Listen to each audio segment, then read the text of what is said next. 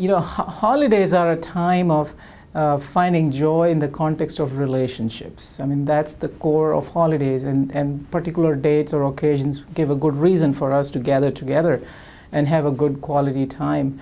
But what happens is we tend to overdo it. We are a generation of jugglers, as I was saying. An average person has to make hundreds to thousands of decisions every day. We make about 200 decisions about food every day. So we handle a lot, and that just gets doubled or tripled or quadrupled during holidays. So we've got too many open files in our head. We've got too many things we want to do, and we want to be Mr. Perfectionist. We want to do everything right.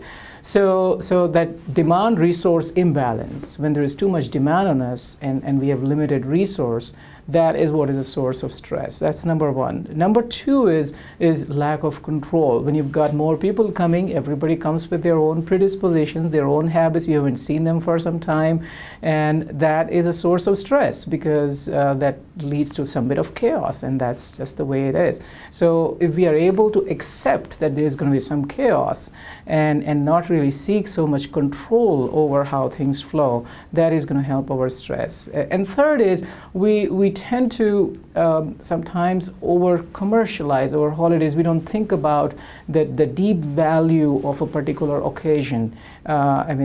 Christmas is a time of forgiveness. Thanksgiving is a time of being grateful. New Year is a time of welcoming the opportunity and beauty that is awaiting us in the new year. So it's not just about celebration, it's really about living the spirit of that occasion, and we forget that. So when you focus on those three aspects, you keep your demand and resource in balance, you let go of some control for the joy that the togetherness brings, and you really live those days with a deep meaning that those provide, that'll help your stress. So what I personally do is I have a place in my home where I go and sit for 5 minutes. It always gives me calm. So having a sacred place at home where you can gather yourself and center yourself, that certainly helps. Having a set of quotations, books, or index cards that again remind you of who you are, that really helps. Thinking about people who have come close to you, thinking about what they mean to you. See, we all love our loved ones, but we sometimes do not interact with them on a short-term basis as we really feel about them. And so focusing on what this person means to me. And I always keep this line with me: will it matter 5 years from now? What things am I worried about that happened in 2008 that I still worry about right now? There's very little. So anything that I won't bother 5 years from now, I shouldn't bother about it today. And I also try to keep in my head an expression other than love is a call for help. So if somebody is upset, what they're trying to say is, I'm hurt, I need help, instead of my reaction. And it is difficult to enjoy what you're trying to improve. So you do not have to edit everything. You do not have to improve anybody. Just enjoy people, because you can either improve them or enjoy them. You have a choice. So I keep that perspective, and I keep that sacred place, those ideas and role models in my head to come back to the center.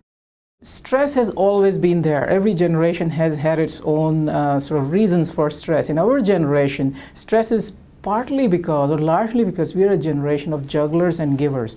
So we talked about, we juggle a lot of things, and our brain can only take so much. So that is one part. The second part is, everybody I meet who is experiencing stress is a kind, well-meaning person trying to give out their energy. They're giving out their physical energy, their emotional energy, their mental energy, their spiritual energy. So we're used to giving. We do not know how to receive. We ought to stop sometime and say, yes, I'm willing to receive. So a large part of what I do is help people learn how to receive the emotional and mental energy, how to receive love that people give to you and not deflect it away. We have to learn to receive so that we feel replete, which makes us, again, more able to give.